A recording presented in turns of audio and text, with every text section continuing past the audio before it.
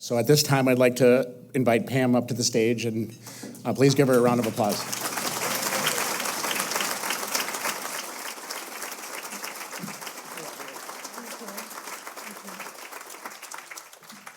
They told me I didn't have to put my fancy shoes on.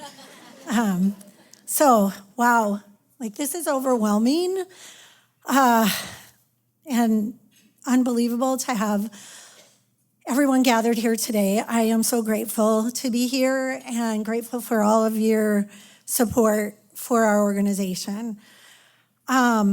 Before I start my remarks, I just want to stress that this isn't about me, and I don't do this work alone, and so there are some key people that I just really want to acknowledge, and again, our board of directors for their support and guidance through our growth in the last few years. Thank you. And our staff, and if our staff could just stand up, I know they're kind of splattered around, but Heidi, Joy, Tara, Sophie, thank you for your work.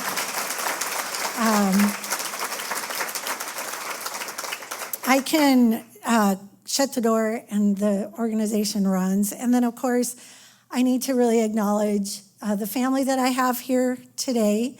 Paul, Nikki, Diana, Emma, thank you for being here because they suffered the same way that we suffered. So they've always supported me, and I appreciate that.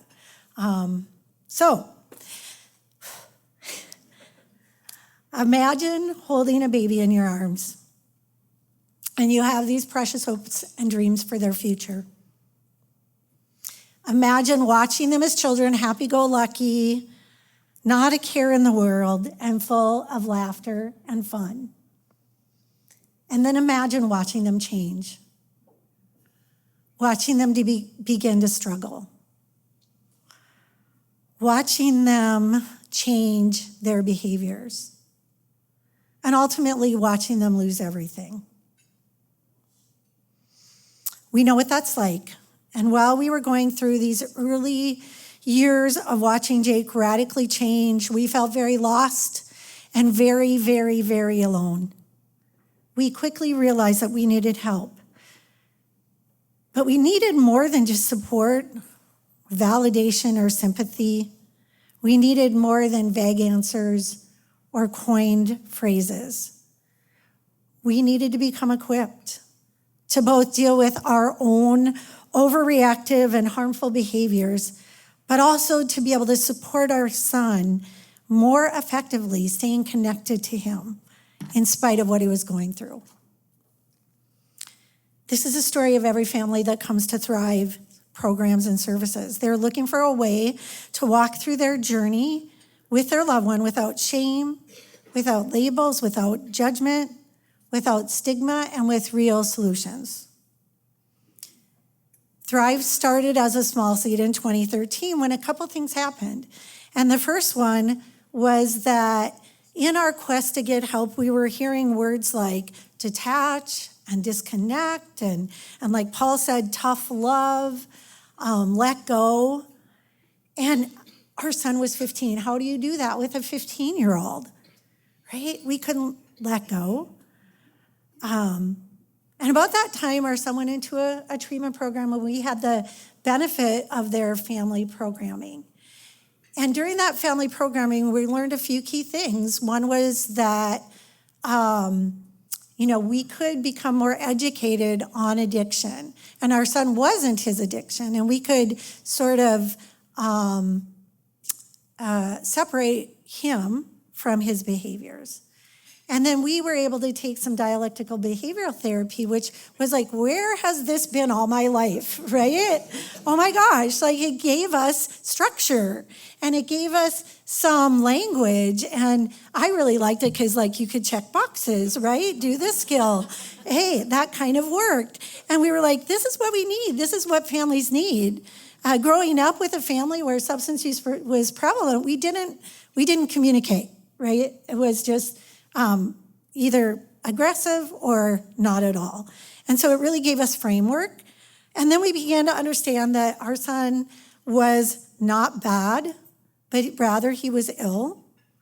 and that we could treat him with dignity and unconditional positive regard, no matter what he was going through. And at the time, I began to wonder, like, why did we have to wait for him to go to treatment to get this information? The average length of use for someone is 10 years. And so, yes, treatment centers have family programs, but they're suffering for so long before they can engage in that kind of help, right? Why do they have to wait until their loved one is downstream and dying? And I knew something had to be done. Thrive began to unfold. Another thing, in 2016, we were at a restaurant in Edina, and Randy's laughing because I was with a little group of like moms, and we were talking, and I was like, we need an organization that can do more than just offer a support group, right? Like, think about NAMI and how NAMI just has these holistic supports for families. I'm like, we need a NAMI for families that have substance use issues, right? And Randy was like, listen, I know what you need to do. Take this training, and it was a peer recovery training. And Chris Kelly, who's here today, who's been my mentor and our first board president, actually led that training, and it radically changed my life. I was like, this is what we need to do. This is what we need to do. So, we became right now, we are the only organization in Minnesota that really does this very specific work. And we were the first certified recovery community organization in Minnesota that is specific to families. Now, which is super cool, actually, just because we take a family first.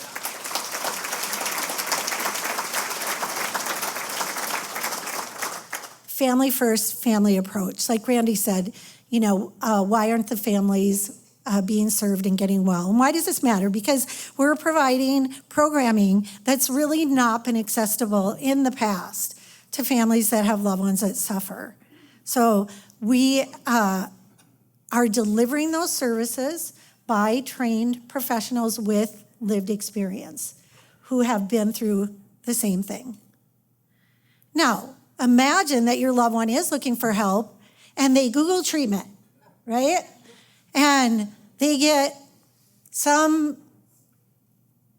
organization that paid a lot of money for SEO, right? Optimization. And they end up calling that number and they get marketed into a treatment center. And this is what's been happening in our systems of care for about over the last decade. And imagine you as a family member getting super excited that your loved one finally went to treatment. And now imagine that they never come home again because the system that was commissioned to care for them failed them. And they lost their lives in a treatment center or being removed from a treatment center. And these were marketing practices. And I knew that we needed to develop a network to help families be able to feel safe when they sent their loved one to treatment, right?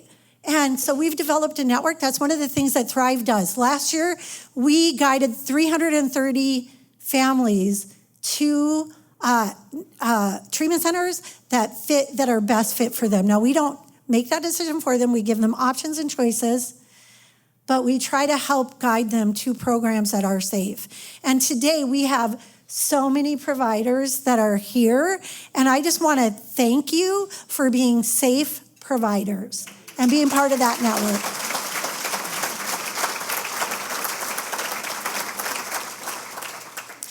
Now, according to the latest federal data, 40.6 million people suffer with a substance use disorder. And when you think about it, a minimum of 3 family members are impacted. So if you do that math, that's 1/3 of our population. 1/3. So look around. Oh, well, this room's probably exceptional. So, okay. But, go to church on Sunday and look in the pews, and there's going to be 1 in 3. And of course, they're hiding. You don't know. You don't know what they're going through. You go to a football game, and 1 in 3 family members have a loved one that is suffering. Uncles, aunts, distant relatives. And they hide it because there's so much shame around this disease. And yet, all of us know someone or love someone that has struggled with substance use. And now, unfortunately, most of us know someone that has lost their life to addiction. And if you have a loved one still suffering or you have lost a loved one, I just want to take a moment to honor them.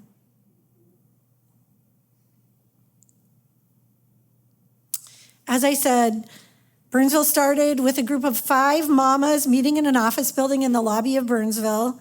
And today we have over 80 volunteers that mentor our community members, help administer our virtual community, which has grown to over 8,500 family members. And we facilitate 21 support groups each week, both in person and virtually. What we love is that our organization's programs are can be accessed virtually. So we have people in our organization that are from all over the world. We have people from all 50 states and Canada, Latin America, Costa Rica, Brazil, Europe, the UK, Hungary, Ukraine, Poland, South Africa, New Zealand, and Australia. So we're...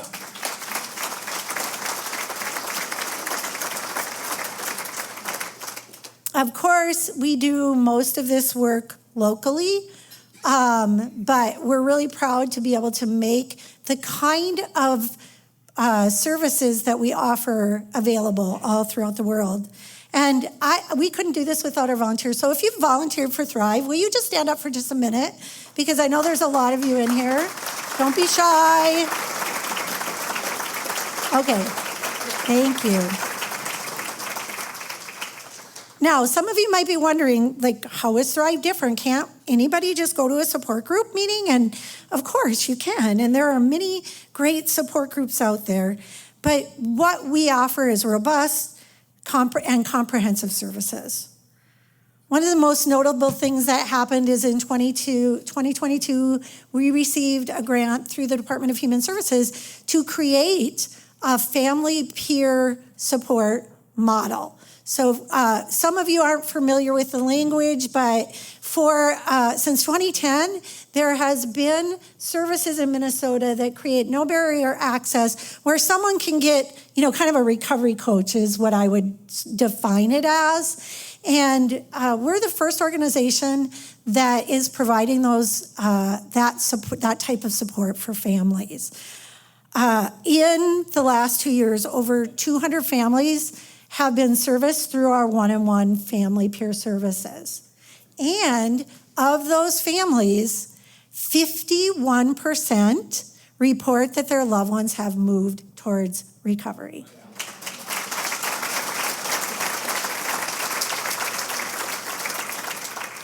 Last year, we conducted 23 educational workshops to community members, college students, social workers, other professionals that were attended by 951 people. Thrive support groups don't just offer support, but we offer the equipping of communication skills, self-regulation skills, education about addiction, and of course, boundaries and natural consequences. Those are the tough ones. When anybody sets boundaries, they need support, right? If you've ever had to do that. But what we like to do is engage the family to invite change in their family system rather than forcing it. Right? We can invite change. We're different because we are giving our community real solutions that repair relationships with their loved one. And we're also giving them a safe space for family members to come and work on their own health and well-being. Our recovery is our responsibility, right? They can feel included even when their loved one isn't moving towards recovery. Maybe they aren't abstinent. We're a safe place for family members that have loved ones that are using medications, that are practicing harm reduction. And this is important because by and large, most support groups take an abstinence-based model, right? Or a 12-step model. And so we're a little bit different that way. And we support harm reduction. We support fentanyl test strips, naloxone, and these are critical things because we know that we need to keep people alive until they can get into recovery.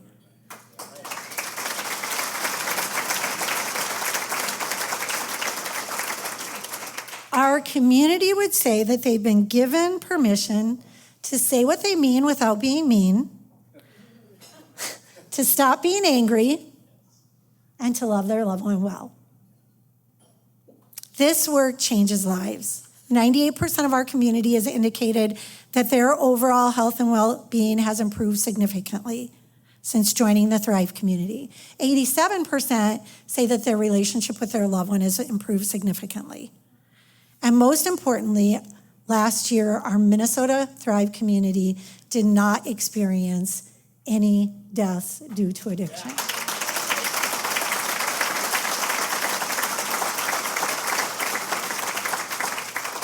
Now, these aren't just numbers. These aren't just statistics. These are human beings. These are mothers and fathers and sisters and brothers and children who have found a place to love their loved one. We're excited to keep doing this work. Many of you know that we are opening up a physical resource center in Eagan where people can come in, they can get connected to resources, they can get walk-in one-on-one peer support. We're working to add more workshops to our programming. One of the things that we're most excited about is that in 2025, we've been working with a team and we're releasing an extraordinarily professionally well done family recovery documentary. Now, there's been a lot of documentaries that have been done about death, and we're doing one about life, right?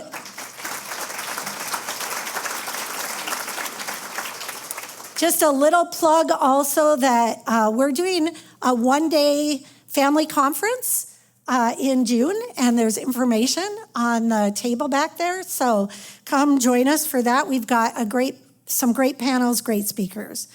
And as you know, there's changes happening on the federal level, on the state level. Funding is going to be hard to come by. And our little organization is competing with, the big fish in the pond. So we need your help. We can't do this without our donors. We can't do this without your support. We're honored to be able to walking alongside families as they change. And I'm going to give you just a few examples. The first one, and people make their own changes. So I have permission to share these stories, just so you know. Rick's in the back. And not long ago, it was just about a month ago, he came to group and he told this story. He said, 2 years ago, we were doing a 100-day challenge through Thrive, which the reason we do the 100-day challenge is because we're asking our loved ones to give up substances for the rest of their lives. We sure should be able to give up something for 100 days, right? And so he decided to quit smoking as an example to his son. And a month ago, he celebrated 2 years tobacco-free, right?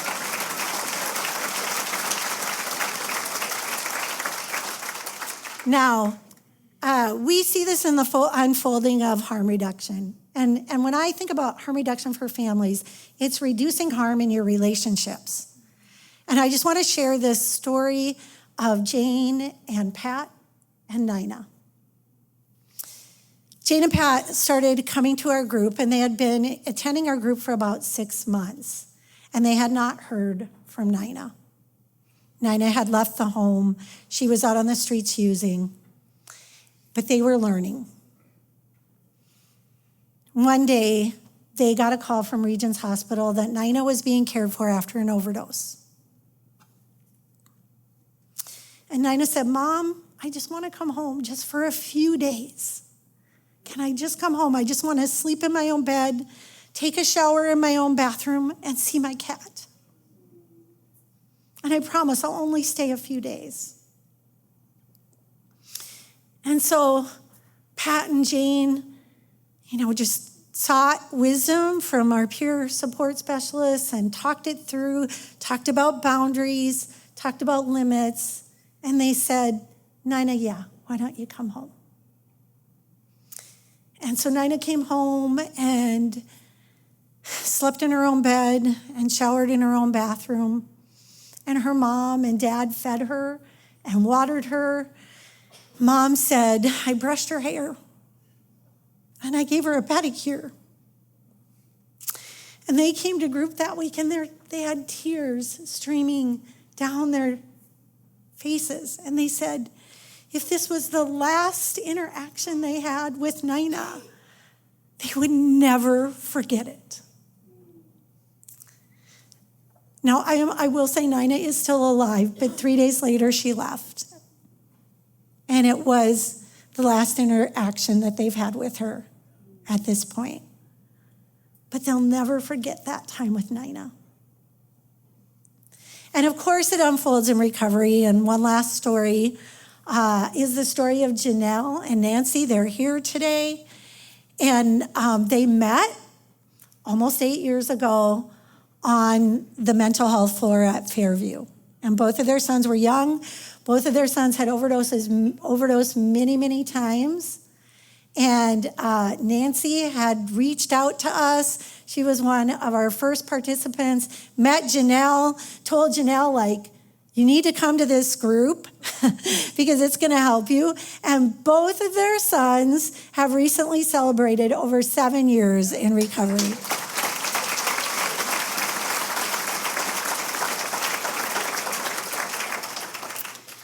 Now, why Thrive? All of you can contribute to any organization, but it's because it equips families with the tools that they need to heal. It connects families with resources and the systems of care, and it gives families real hope by giving them permission to intentionally love their loved one without regret. Now imagine with me a world where no family has to go through this journey alone. Imagine that a family never has to again suffer the loss of a loved one. Through this work, Thrive is repairing families and bringing hope when all hope has seemingly been lost. But we can't do this without you. We can't do this without your financial support. We need your help to keep helping others. We need your help to keep saving lives. Won't you please join us? Thank you.